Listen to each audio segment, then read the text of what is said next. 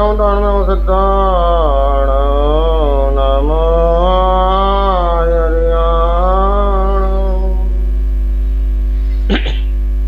नमो उवज्जायाण नमो लोयसवसाहोण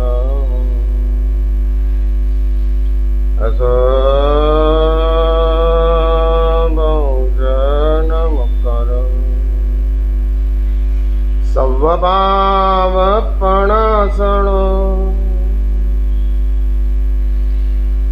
मंगलाणं च सव्यसे पद्मं हवये मंगलम् जय जगजीवजने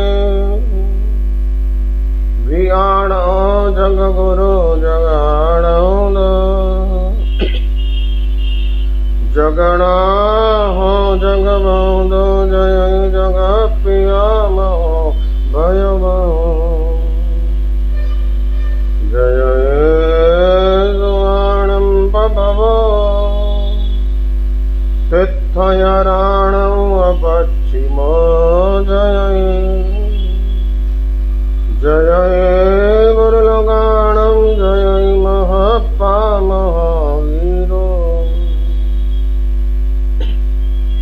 ओम गर्मित संयोक्तं नित्यं ध्यायन्ति योगिनः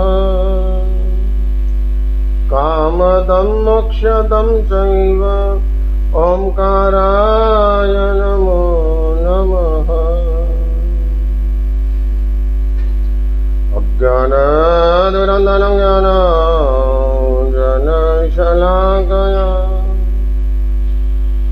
नेत्रमोन्मीलितं येन तस्मै श्रीगुरवे नमः।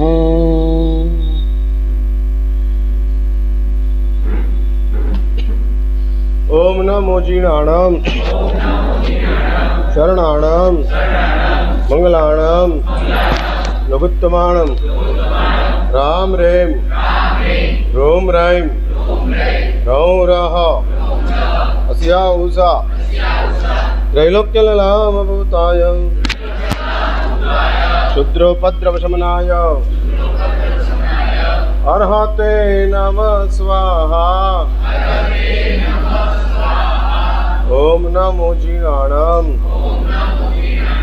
शरणाणां मंगलाणां लघुत्तमाणं राम रेम रोम रैम रौ रह अस्या उषा त्रैलोक्यललामभूताय क्षुद्रोपद्रवशमनाय अर्हते नमः स्वाहा। ओम नमो जीर्णाणां शरणाणां मंगलाणां लघुत्तमाणं राम रेम रोम रैम रौ रह अस्या उषा त्रैलोक्यललामभूताय क्षुद्रोपद्रवशमनाय अर्हते नमः स्वाहा। नमो निर्नाशिताशेष महामोह महिमार्तये लोकालोकवा मालालोक भास्वते परमात्मने।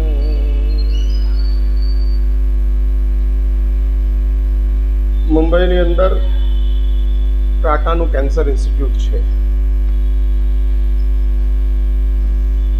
એની પાછળની ઘટના એવી બની છે, જમશેદજી ટાટા એમની માતા, એમને કેન્સર થયું. કેન્સર થયા પછી ભારતની અંદર એવો કોઈ ઇલાજ ન હતો કે જેની અંદર કેન્સરનો ઇલાજ થઈ શકે. એવી કોઈ વ્યવસ્થા ભારતની અંદર તે વખતે ન હતી. આઝાદીની આસપાસની હું આ વાત કરું છું. અત્યારે આપણે આઝાદીના અમૃત વર્ષની અંદર ચાલી રહ્યા છીએ. 75 વર્ષ પહેલાંની આ વાત છે.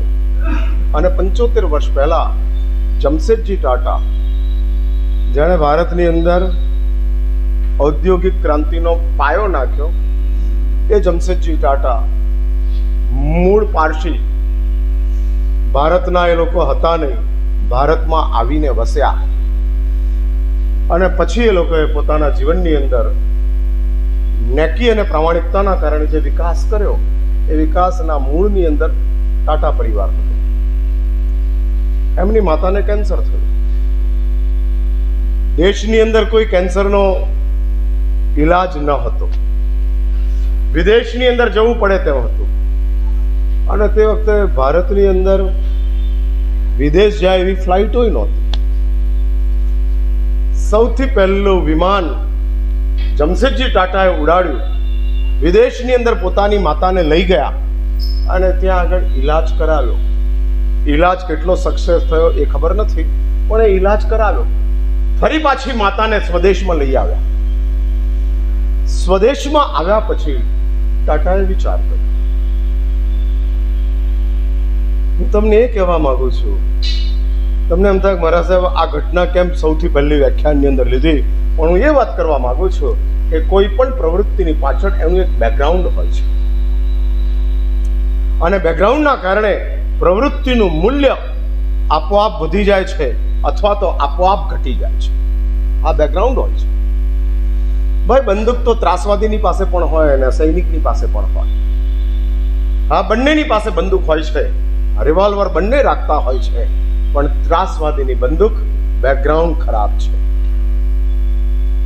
હા, બેકગ્રાઉન્ડ ખરાબ છે માટે ત્રાસવાદીની બંદૂક ભય આપે છે અને સૈનિકની પાસે રહેલી બંદૂક બેકગ્રાઉન્ડ સરસ છે, દેશની રક્ષા છે, દેશના પ્રજાજનોને સલામતીની વાત છે અને માટે સૈનિકને હાથમાં રહેલી બંદૂક આપણને સુરક્ષા લાગે છે, ત્રાસવાદીના હાથમાં રહેલી બંદૂક આપણને ભય લાગે છે. બેકગ્રાઉન્ડ છે, બંદૂક સમાન હોવા છતાં એનું બેકગ્રાઉન્ડ છે અને આ બેકગ્રાઉન્ડ બહુ મહત્વની ચીજ છે. ભગવાન સિદ્ધર્ષિ મહારાજે શા માટે ઉપમિતિ ભવ પ્રપંચ કથાનું સર્જન કર્યું? શું એનું કારણ? 1200 વર્ષ પહેલા જ્યારે વિશ્વની અન્ય કોઈ ભાષાઓની અંદર આવી કોઈ નવલકથાઓ હતી જ નહીં અને તે વખતે ઉપમિતિ ભવ પ્રપંચ કથા નામનો ગ્રંથ કે જે ગ્રંથની અંદર ભગવાન સિદ્ધર્ષિ મહારાજે 17-18 શ્લોક પ્રમાણ બનાવેલો આ ગ્રંથ કે જેની અંદર અનેક વાતો ચર્ચી લીધી છે. સદભાગ્ય છે આ ગ્રંથનું આખું ગુજરાતી ભાષાંતર મોતીલાલ ગિરધરલાલ કાપડિયાએ કર્યું છે. 3 ભાગની અંદર છે. પ્રત્યેક જઈને પોતાની આત્મકથા જાણવી હોય તો આ ગ્રંથ વાંચવો જોઈએ. હા, જેની અંદર આપણા આત્માની આત્મકથા છે. સોલ ઓટોબાયોગ્રાફી, આત્માની આત્મકથા.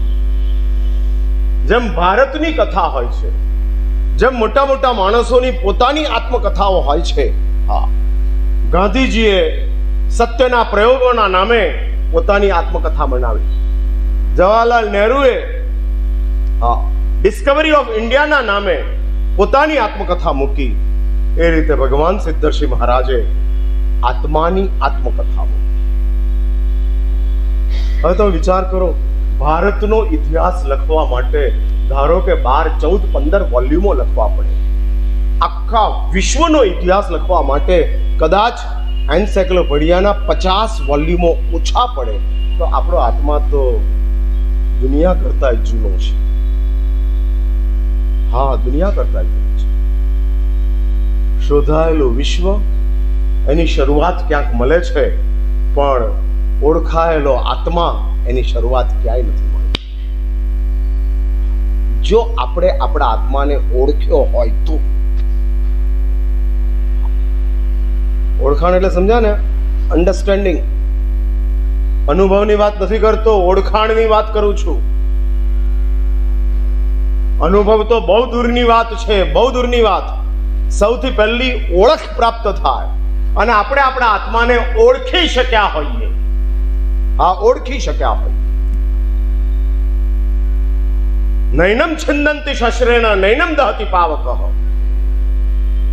ગીતાની અંદર શ્રી કૃષ્ણને અર્જુન સવાલ કરે છે કે પ્રભુ આત્મા કઈ ચીજ છે? અને ત્યારે જૈન દર્શનની વાત મહર્ષિ વ્યાસ શ્રી કૃષ્ણના મુખે બોલાવે છે અને કહે છે નૈનમ છિંદંતિ શસ્ત્રેણ નૈનમ દહતિ પાવક. શસ્ત્રોથી જે કપાતો નથી, આગની અંદર જે બળતો નથી, ભાલાઓ ભોંકી દો છતાં તેનો છેદ વિચ્છેદ થતો નથી, એવો એક શાશ્વત કાયમને માટેનો આત્મ તત્વ છે. ભાઈ એક્સિડન્ટ થાય અને ડોક્ટર એમ કહે કે સેપ્ટિક થયું છે અને હાથ કાપી નાખવો પડશે, તો આ હાથની અંદર રહેલો આત્મા ક્યાં જાય? શાસ્ત્ર એવું કહે છે કે આખા શરીરની અંદર આત્મા વ્યાપેલો છે. હા, હું તમને આત્માનો બાયોડેટા આપું છું. બાયોડેટા એટલે સમજો ને તમે? હા, રિઝ્યુમ. અને રિઝ્યુમ આપું છું. તમારા દીકરાનો તમે બાયોડેટા મૂકો ને marriott.com ની અંદર 5.6 હાઈટ, વેઇટ, બ્રાઇટ, એજ્યુકેશન. એ જ રીતે આપણા આત્માનો એક બાયોડેટા છે. Who is soul? कैसा है जिसके लिए धर्म महासत्ता इतना प्रयास कर रही है. इतना प्रयास, एक बात समझ के रखो, शरीर और संसार के लिए धर्म महासत्ता ने कोई चैप्टर बनाया ही नहीं.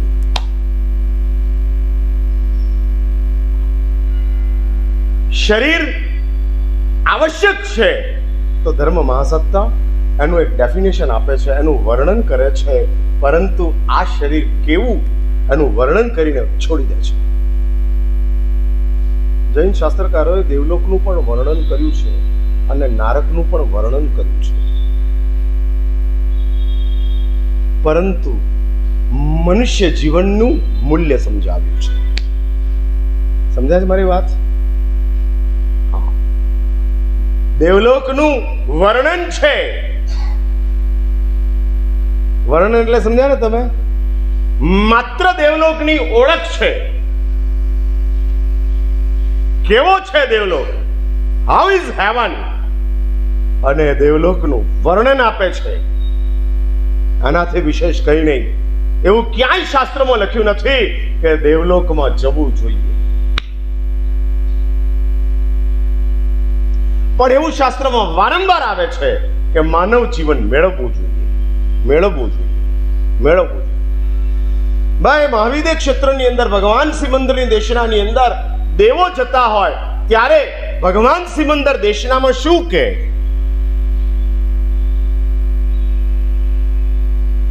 દેવોને શું કહે પરમાત્મા? ભગવાન એક જ કહે, માનવ જીવનને પ્રાપ્ત કરો.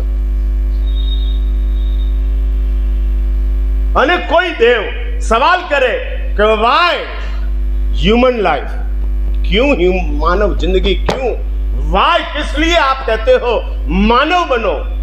तो परमात्मा सिमंदर एक જ जवाब આપે, क्योंकि मानव जीवन में तू अपनी आत्मा को पहचान सकता है. हाँ, मानव जीवन एक विंडो છે અને વિન્ડોની અંદરથી આત્મા દેખાય છે. બહુ ફ્લડ આવેલું હોય અને પ્રધાનમંત્રી જે રીતે આકાશની અંદર હેલિકોપ્ટરથી વિન્ડો વિઝન લે, એ જ રીતે આ માનવ જીવન એવું એક હેલિકોપ્ટર છે કે જેની અંદર તમે તમારા આત્માને જોઈ શકો છો, ઓળખી શકો છો. હા, ઓળખી શકો છો, આગળ વધી અને ફીલ કરી શકો છો. હા, ફીલ થાય માટે આવું એક બેકગ્રાઉન્ડ જો સમજવામાં આવે, શા માટે? બહુ મોટી આપણી તકલીફ છે. મેં ગઈકાલે કીધું, આજે ફરી કહું છું કે આપણી પાસે ઓજારો બહુ સરસ આવી ગયા છે, પણ વાપરવા કેવી રીતે એની કોઈ ખબર નથી. ગેઝેટ્સ બધા જ છે, પણ how to use it we don't know. હા, નથી આપણી પાસે. એની ઓળખ આપણી પાસે નથી. જેને હું યુઝર મેન્યુઅલ કહું છું. આવે ને કોઈ પણ ચીજની સાથે યુઝર મેન્યુઅલ.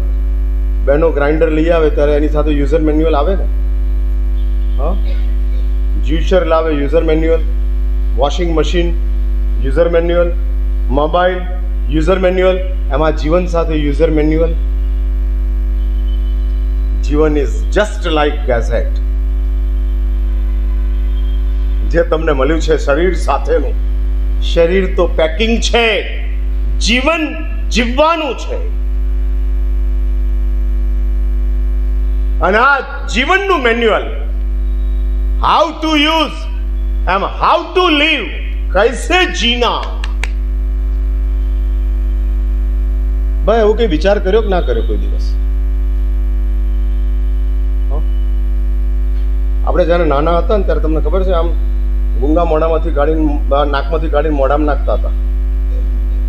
આપણે બધા જ, વી આર ઓલ. આમાં એક પણ વ્યક્તિ બાદ નથી. પીપરમીન્ટ નહીં ખાઈને મોટા થયેલા ઘણા હશે, પણ ગુંગા ખાધા વિના મોટા થયેલા એકેય નહીં પણ. હા, અહીં બેઠેલા તમામ, ઈચ એન્ડ એવરીવન. હા, અને હું ન ભૂલતો હોઉં તો આપણા બધાનો સૌથી પહેલો ટેસ્ટ અને સૌથી પહેલું ચોઈસ ગુંગાનો ટેસ્ટ હતો.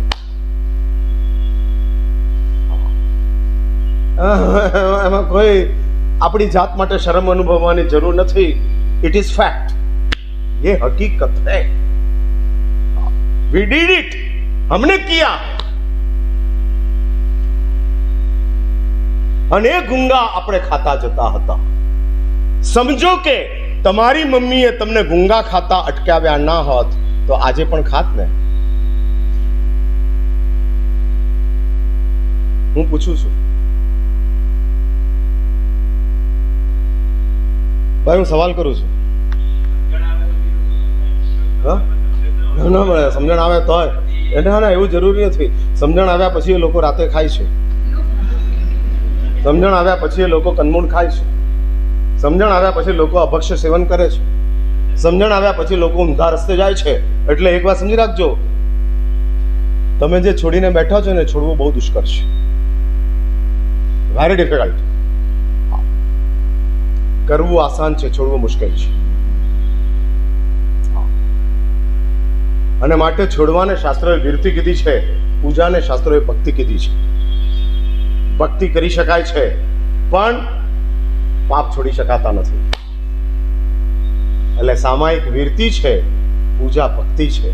બધા પાપો સાથે પૂજા થાય અને સામાયિક બધા પાપો વિના જ થાય. હા, બધા પાપો વિના જ થાય, એ જ સામાયિક છે. અને માટે છોડવું બહુ અઘરું છે, બહુ અઘરું. હું એટલું જ કહું છું કે જો આપણને એવું શીખવાડવામાં ના આવ્યું હોત કે ગુંગા ખરાબ કહેવાય, ગુંગા ખરાબ કહેવાય, ન ખવાય, ન ખવાય, ન ખવાય, ચોક ખાતા હતા, ન ખવાય, ન ખવાય, આવું જો આપણને કહેવામાં ના આવ્યું હોત તો આજે પણ આપણે ખાતા હોત. આજે પણ. કેમ? કારણ કે આ ચીજ શીખવાથી, એટલે જ કહું છું યુઝર મેન્યુઅલ. જે માનવ જીવન મળ્યું છે એની એક યુઝર મેન્યુઅલ છે. ભાઈ, સકલ દ્વાદશાંગીનું સર્જન જે તીર્થંકર દેવોએ ગણધરોના માધ્યમથી કર્યું, એ સકલ દ્વાદશાંગીનું સર્જન એ શું ચીજ છે? ભાઈ, યુઝર મેન્યુઅલ છે. દેવલોકમાં કેવી રીતે જીવવું એ દ્વાદશાંગીમાં નથી શીખવાડ્યું. નારકમાં શું કરવું નથી શીખવાડ્યું. પશુઓની દુનિયાની અંદર કેવી રીતે પ્રોબ્લેમોને સોલ્વ કરવા નથી શીખવાડ્યું. પણ માનવ જીવનની અંદર કેવી રીતે જીવન જીવવું એના માટે પરમાત્માએ સકલ દ્વાદશાંગીનું સર્જન કર્યું. એટલે તમને સમજાય છે કે તમારું જીવન કેટલું બધું સેન્સિટિવ છે અને કેટલું બધું રિસ્કી છે. કેટલું બધું રિસ્કી. ઓપરેશન થિયેટરની અંદર માત્ર પેશન્ટના જ કપડાં બદલાતા નથી, પણ ઓપરેશન કરનારાના બદલાય ને. અરે પણ ઈલાજ તો પેશન્ટનો કરવાનો છે, એમાં ઓપરેશન કરનારને શું કામ? ડોક્ટરને શા માટે? કારણ સેપ્ટિક થવાના ચાન્સીસ છે, વાયરસ ફેલાઈ જવાના ચાન્સીસ છે, અને માટે ડોક્ટરે પણ ઓટોક્લેવ કરેલો ડ્રેસ જ પહેરવો પડે. સ્ટેરલાઇઝ જોઈએ, સ્ટેરલાઇઝ ન ચાલે. અને આ છે, જો આ જીવન, આ શરીર રિસ્કી હોય, શરીર રોગી થઈ જાય, શરીરને વાયરસ લાગુ પડી જાય, માટે ડોક્ટરે પણ કેર કરવાની છે. ડોક્ટર પણ આમાંથી બચી શકે તેમ નથી. એણે પણ જો 12 કલાક, 20 કલાક, 22 કલાક ઓપરેશન ચાલતું હોય તો એ જ ડ્રેસ પહેરવાનો છે, અને એ જ ડ્રેસની અંદર ઓપરેશન કરવાનું છે. કારણ જીવન સેન્સિટિવ છે એન્ડ રિસ્કી છે. આ રિસ્કી છે. એક વાત સમજો, અહીંના સત્કર્મની કિંમત વધારે, આમ અહીંના દુષ્કર્મની પણ કિંમત વધારે. બંને. ચંડ કૌશિકનો ગુસ્સો ભયાનક હોવા છતાં એટલો ખતરો નહોતો જેટલો તમારા ગુસ્સાનો ખતરો છે. એટલે આ દુનિયાના ગુનાઓ પણ ભયાનક અને આ દુનિયાના ગુણો પણ શ્રેષ્ઠ. બંને ચીજ શ્રેષ્ઠ. કારણ કે જીવન જ એ છે. એસ્ટાબ્લિશમેન્ટ એવું છે. આ એસ્ટાબ્લિશમેન્ટ, વાહ, અહીંયા રિસ્કે ખૂબ છે, અને અહીંયા આગળ આપણને મળેલી ફેસિલિટી પણ ઘણી છે. બંને ચીજ છે. માટે જ આને સમજવું જરૂરી છે. હું બેકગ્રાઉન્ડની વાત કરું છું. શા માટે ભગવાન સિદ્ધર્ષિએ ગ્રંથનું સર્જન કર્યું, અને એ ચીજને સમજાવવા માટે હું આ ટાટાની વાત કરતો હતો. અને જમશેદજી ટાટા પોતાની મમ્મીનો ઈલાજ કરાવી મુંબઈ પાછા લઈ આવ્યા. પછી ટાટાને એક દિવસ વિચાર આવ્યો, આ દેશની અંદર 32 કરોડ લોકો છે, અને 32 કરોડ લોકોમાં હજારો લોકોને કેન્સર થઈ શકે તેવું છે. અહીંયા કોઈ ઈલાજ નથી. તો શા માટે બીઈંગ આ ઇન્ડિયન, ભારતીય બનીને ભારતના લોકોને હું મદદરૂપ ન થાઉં? આ જમશેદજી ટાટાનો ભાવ, અને એ જ ભાવ રતન ટાટાની અંદર પણ આજે દેખાય કે કોરોના આવ્યો ત્યારે સૌથી વધુ સંપત્તિ ટાટા ગ્રુપે આપી. 1500 કરોડનું ડોનેશન એકલા ટાટા ગ્રુપ, સૌથી. કારણ ભારતીય છે. અને એ જ ભૂમિકા જમશેદજી ટાટા વિચાર કરે છે. અને પરેલની પાસે ટાટાનું કેન્સર ઇન્સ્ટિટ્યૂટ તૈયાર છે. તે સમયની અંદર લેટેસ્ટ મળતા જે કેન્સરના ઇન્સ્ટ્રુમેન્ટો હતા, કેન્સરના ઇલાજના સાધનો હતા, દવાઓ હતી, બધું જ કેન્સર ઇન્સ્ટિટ્યૂટની અંદર ગોઠવાયેલું છે. આજે પણ ચાલે છે. નરક જોવી હોય તો ક્યારેક ટાટાના ઇન્સ્ટિટ્યૂટમાં જઈ આવજો. આ નારકનું દર્શન કરવું પડે. અમે જોઈ છે, ત્યાંથી આમ વિહાર કરતી વખતે અમે જોયા છે. હોસ્પિટલના બેડ ભરચક હોય અને દર્દીઓની લાઈન લાગેલી હોય. ફૂટપાથની ઉપર દર્દીઓ સૂતેલા હોય, અને હોસ્પિટલની અંદર જગ્યા ન હોય, અને જગ્યા નહીં હોવાના કારણે બધા વેઇટિંગની અંદર ઉભેલા.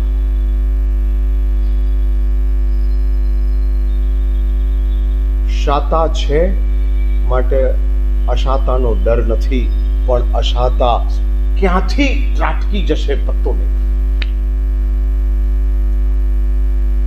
હા, ક્યાંથી ટપકી પડશે, કાંઈ સમજ પડે તેમ નથી.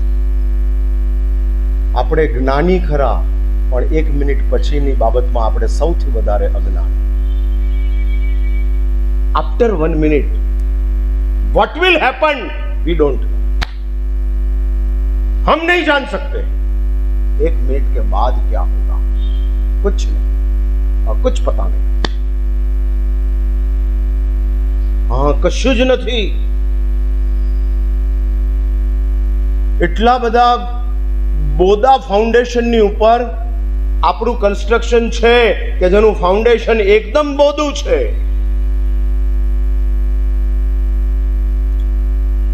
જેને માટે તમે પાપ કરો છો એ વસ્તુ જ અનિશ્ચિત છે. ભાઈ, આજે ખાવા માટે ધંધો કરવો પડે એવા અહીં બેઠેલા કેટલા પુણ્યા જીવા? અહીં બેઠેલા કેટલા એકે પુણ્યો નથી? હા, એકે નહીં. એટલે બધા પુણ્યા નથી તો શાલી કે મમ્મણ? ના ના, એટલે ઉસ્માનપુરામાં ફેમસ બ્રાન્ડ કઈ મમ્મણની છે કે શાલીની છે? આ બધી બ્રાન્ડો કહેવાય. પુણ્યા બ્રાન્ડ, મૈણા બ્રાન્ડ, શાલી બ્રાન્ડ, મમ્મણ બ્રાન્ડ, આ બધી બહુ જૂની બ્રાન્ડ છે. એમાં હું પૂછું આમ ફેમસ બ્રાન્ડ કઈ અહીંયા આગળ ચાલે? ભારતની અંદર સેમસંગનો જ મોબાઈલ ચાલે, ફેમસ બ્રાન્ડ. એમ તમારી કઈ પુણ્યા નથી એ નક્કી વાત.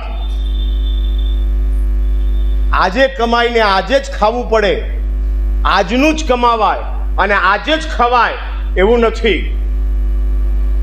એટલે you all are not in પુણ્યા બ્રાન્ડ. તો વિચ બ્રાન્ડ કઈ છે કે નહીં? આમ પૂછું છું. હા, અચ્છા, એટલે તમને ખબર છે આમ શાલી શું હતા? હા ના, આમ તમે બોલી તો ગયા શાલી બ્રાન્ડ, પણ એ શાલી એટલે વોટ?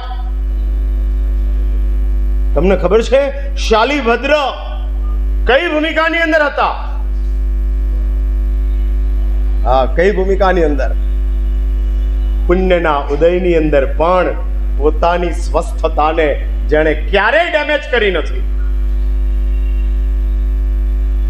આ ક્યારેય ડેમેજ નથી. સામાન્ય રીતે પુણ્યનો ઉદય માણસને બેભાન બનાવે છે. હા, સામાન્ય રીતે બેભાન બનાવે છે. મોસ્ટલી ડિફિકલ્ટી સારી ચીજ છે ફેસિલિટી કરતા. ડિફિકલ્ટીમાં તું જાગી શકે છે, ફેસિલિટીની અંદર તારા માટે જાગવું સૌથી દુષ્કર છે. શા માટે પરમાત્મા 12.5 વર્ષની અંદર જમીન ઉપર બેઠા નહીં?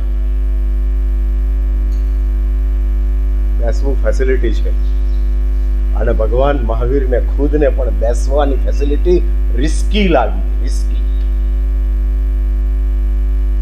इफ आई सिट, यदि मैं बैठ गया तो प्रमाद आ सकता है. कौन सोचता है? ये कौन सोचता है? साक्षात देवादिदेव परमात्मा महावीर खुद. આ થોયમાં આવે છે 12 વર્ષ પ્રભુ ભૂમિ ન ઠાયા. 12.5 વર્ષની અંદર 1 મિનિટને માટે પણ ભગવાન ધરતી ઉપર બેઠા નથી. જસ્ટ ઇમેજિન, કલ્પના કરો, કલ્પના કરો. જરૂર ના હોય તોય ખુરશી નહીં છોડનારા આપણે. ફરી આ વાક્ય રિપીટ કરજો. ખુરશીની જરૂર છે કે ખુરશી સુવિધા છે? ના, જરૂર છે કે સુવિધા?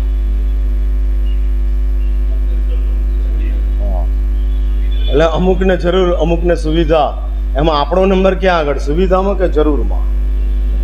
દરેક વ્યક્તિ, હા, દરેક વ્યક્તિ પડી છે, બેસી જઈએ ભગવાનને યાદ રાખજો, 12.5 વર્ષની અંદર પ્રભુ ધરતી ઉપર બેઠા નથી. એટલે જ કહું છું, જો જૈન તરીકે તમારા જૈનત્વને તમારે જીવતું રાખવું હોય તો મહાવીરને ભૂલશો નહીં. આ જૈનત્વનો ઓક્સિજન પરમાત્મા મહાવીર છે, જે જૈનત્વને સાચવી રાખશે, બચાવી રાખશે. આ બચવું મુશ્કેલ છે, અને જો બચવું હોય તો આ પરમાત્મા મહાવીર છે કે કઈ કઠોરતાની વચ્ચે કેટલી સ્વસ્થતાની સાથે જીવતા જાય છે. અને એટલે જ શાસ્ત્રો કહે છે કે આ અશાતા નથી. You have a golden time. આપ તમારી પાસે સુવર્ણ સમય છે, અશાતા નથી. તમે ધારો તે કરી શકો તેમ છો. હા, ધારો તે. ખાવાનું પણ શક્તિથી, છોડવાનું પણ શક્તિથી, બંને જ શક્તિથી. ખાવાનું છૂટે પણ શક્તિથી અને ખાવાનું પણ શક્તિથી. શક્તિ ના હોય તો ખાઈ ન શકાય. આ લીવર ખરાબ હોય, શું ખાવા જાય? પિત્તાશય કાઢી નાખ્યું હોય, હા, ચરબી ઉતારવા માટેનું ઓપરેશન કર્યું હોય અને અંદર સીલ કરી નાખે, બધું ખાઈ જ ન શકો. હા, નથી ભાઈ. આમ કઈ અશાતાને તમે બેર કરી શકો? 500,000 અશાતાઓ છે, એમાં એકાદની ઉપર તો ગ્રીન સિગ્નલ આપો. જમતા પહેલા બેસણું કરતા શરૂઆતમાં જ ઉલટી થાય તો બેસણું સારું થાય એવું ખરું? બેસણું કર્યા પછી ઉલટી થાય તો નિરાશ થાય એવું ખરું? એટલે પહેલા ઉલટી થાય તોય તકલીફ, પછી ઉલટી થાય તોય તકલીફ, વચ્ચે ઉલટી થાય તોય તકલીફ.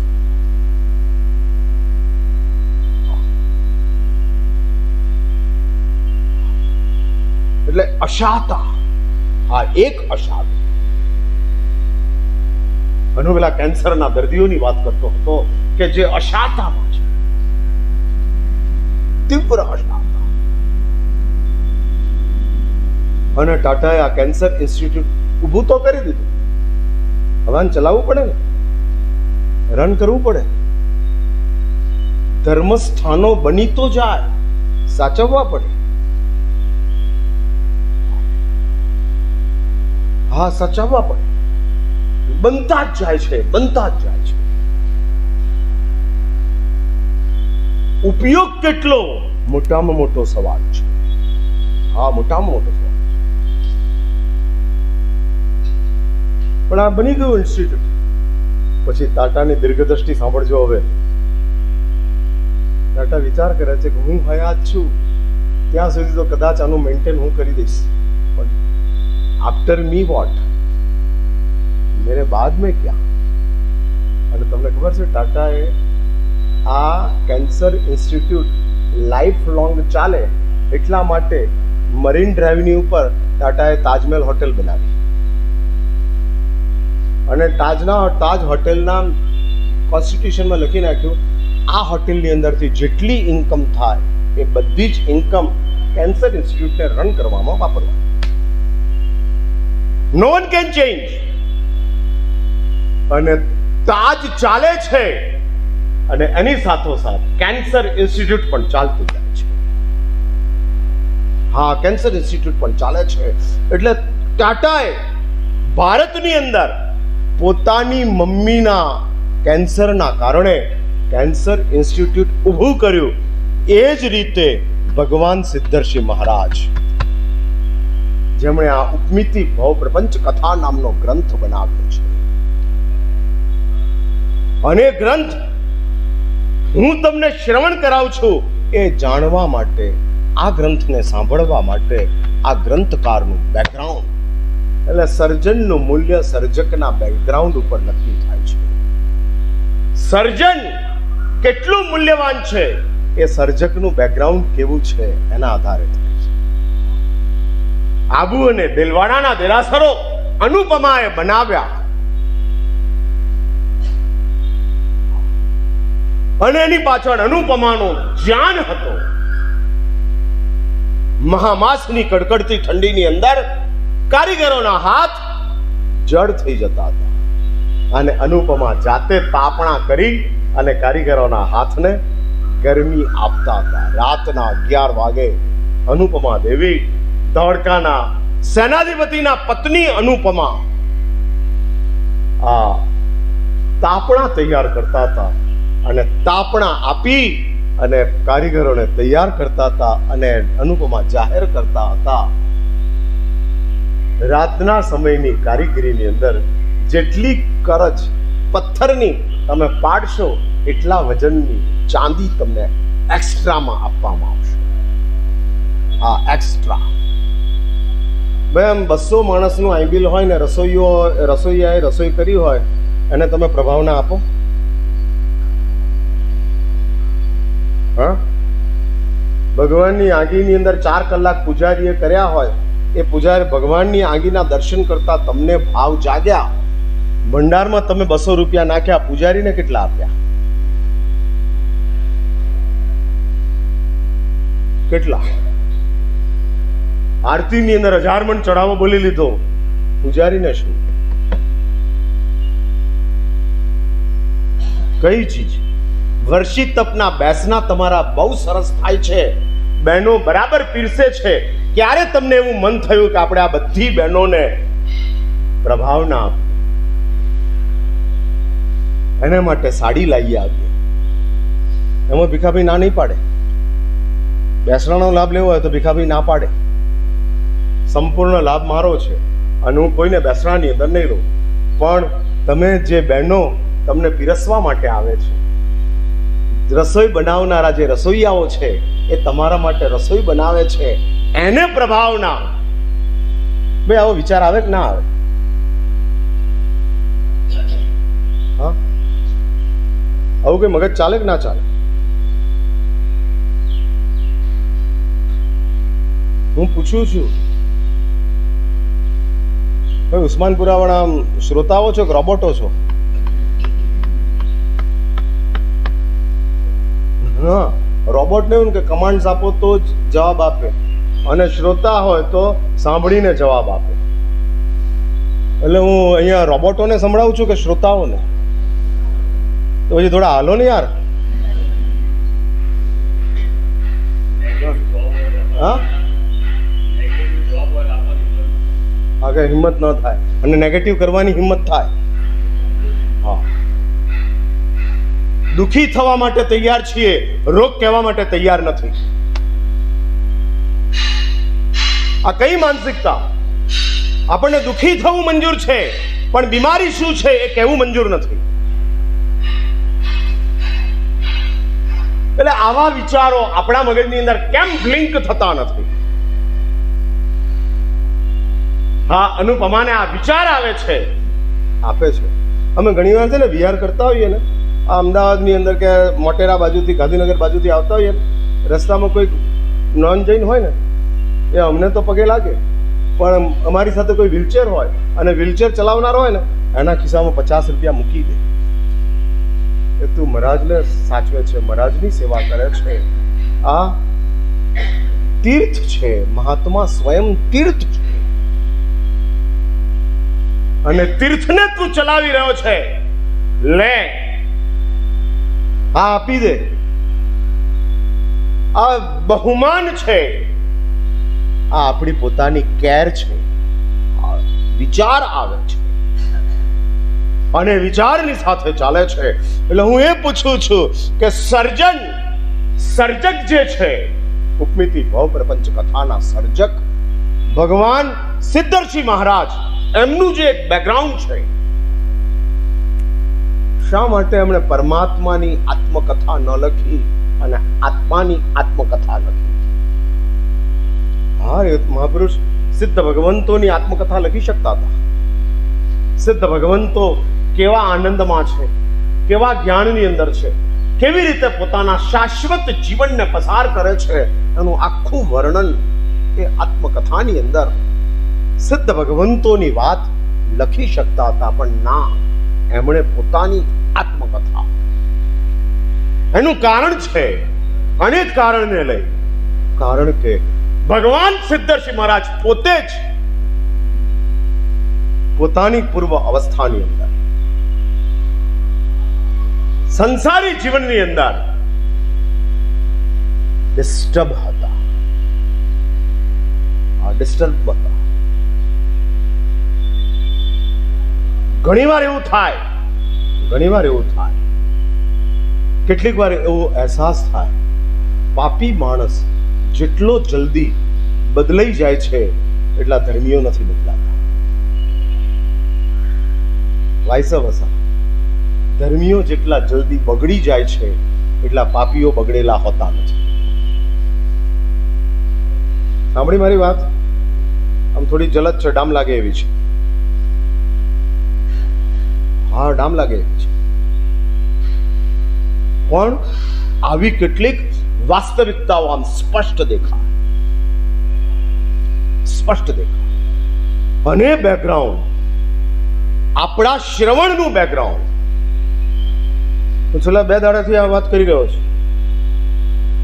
શા માટે સાંભળવાનું? ભાઈ, આમ સાંભળવું તમારો શોખ છે કે સાંભળવું તમારી જરૂરિયાત છે? એટલે મંદિરની બહાર ભીખ માગે છે, એને ભૂખ લાગી છે અને માટે ભીખ માગે છે, જરૂરિયાત છે, અને તમને પ્રભાવના મળે છે. એ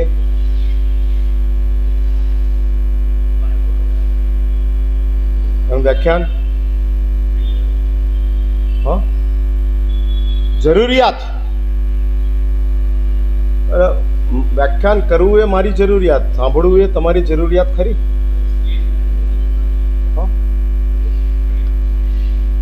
એટલે યુ આર નોટ સિન્સિયર.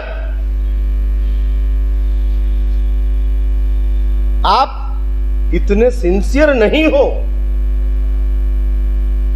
હા, એટલે જ હું આ વાતને વધારે સ્પષ્ટ કરવા માંગુ છું.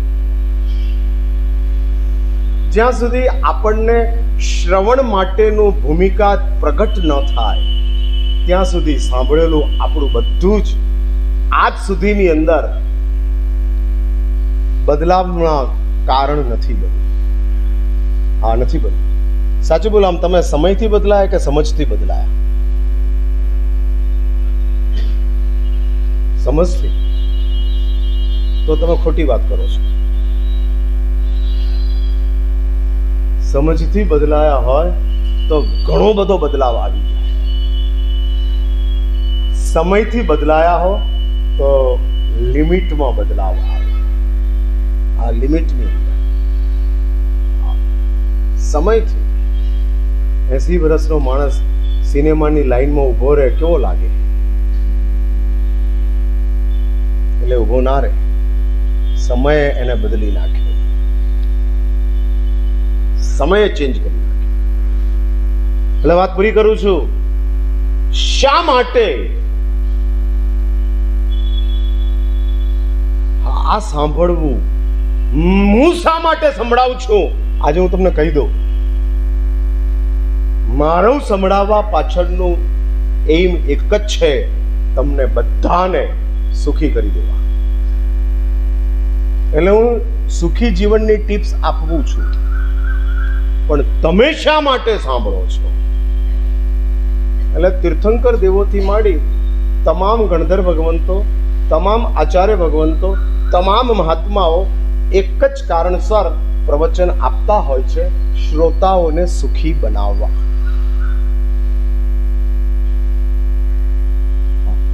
માત્ર સુખ માટે, માત્ર સુખ માટે. હું જાણું છું કે હું જેને સુખ કહું છું એને તમે સુખ સમજતા નથી, પણ તમે ન સમજો એનાથી એ સુખ મટી નથી જતું. તમે ન સમજો એટલે શું થઈ ગયું? What happen? નથિંગ. જે છે તે છે જ. આ શેરીમાં રમતા છોકરાને ભણવું સુખ લાગતું જ નથી, અને મમ્મીને શેરીમાં રમતા છોકરાની રમત સુખ દેખાતી જ નથી. આવી તમારી મારી હાલત છે. એટલે તમે જેને સુખ ગણો છો એ સુખની હું વાત કરવા માંગુ છું. હું મારા સુખને બાજુ પર મૂકું છું. તમને હું સુખી જે બનાવવા માંગુ છું એ સુખની વાત અત્યારે નથી કરતો. હું તમને જે સુખ જોઈએ છે એ સુખી આપવા માટે પ્રવચન કરું છું.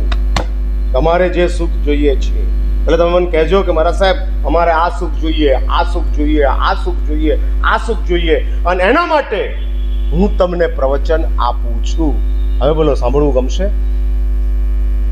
શું? હા, એટલે તમે એવું નક્કી કર્યું બધામાં હાથ પાડવી?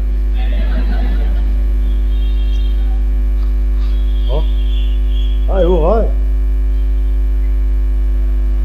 હું જાણવા માંગુ છું કે તમારા શ્રવણનું બેકગ્રાઉન્ડ શું છે. સાંભળી રાખજો. અને એ શ્રવણનું બેકગ્રાઉન્ડ હજુ મારે સ્પષ્ટ કરવું છે. કઈ ભૂમિકા તમે જો શોધી લાવો તો ઠીક વાત છે, નહીં તો હું તમારા શ્રવણ પાછળનો ઉદ્દેશ શું હોવો જોઈએ એ પણ હું તમને બતાડીશ. અને એ અંગેની વધુ વાતો વળી પાછા આપણે આ પ્રવચનની અંદર આવશું ત્યારે આગળ વધારશું. અત્યારે હું અહીંયા જ અટકું છું. મિત્રાદરનો ઈચ્છા